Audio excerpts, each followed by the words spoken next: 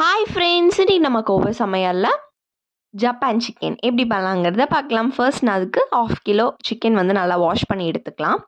அதில் வந்து ஒரு கப் அளவுக்கு வந்து மைதா சேர்த்துக்காங்க, 2 ஸ்பூன் அளவுக்கு கார்ன்ஃப்ளவர், 2 ஸ்பூன் அளவுக்கு அரிசி மாவு சேர்த்துட்டு இப்போது 1 ஸ்பூன் அளவுக்கு பெப்பர் சேர்த்துக்கலாம். இப்போ தேவையான அளவு உப்பு சேர்த்துட்டு நல்லா வந்து கை வச்சு நல்லா மிக்ஸ் பண்ணிக்கோங்க. அதுக்கப்புறமா வந்து கொஞ்சமாக வாட்டர் சேர்த்துட்டு நல்லா அந்த பேஸ்ட்டும் சிக்கனும் நல்லா வந்து மேரினேட் பண்ணிக்கலாம். ஒரு 1/2 அன் ஹவர் நல்லா மேரினேட் ஆனதுக்கப்புறமா வந்து முந்திரிகளை போட்டு நல்லா வந்து பவுட்ரு பண்ணி எடுத்துக்கலாம்.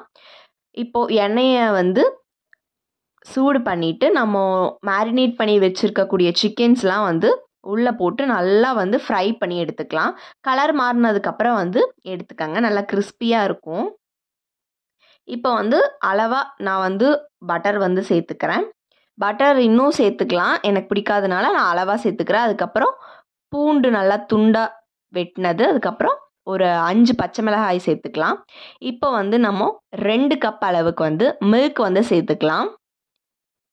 தேவையான அளவு உப்பு சேர்த்துக்காங்க. சிக்கனில் ஆல்ரெடி நம்ம உப்பு சேர்த்துருக்கறனால அளவாக சேர்த்துட்டு இப்போ நம்ம பவுட்ரு பண்ணி வச்சுருக்கக்கூடிய முந்திரி பவுட்ரு வந்து உள்ளே சேர்த்துட்டு இப்போ நம்ம ரோஸ்ட் பண்ணி வச்சுருக்கக்கூடிய சிக்கனை வந்து உள்ளே சேர்த்துட்டு நல்லா வந்து கொதிக்கும்.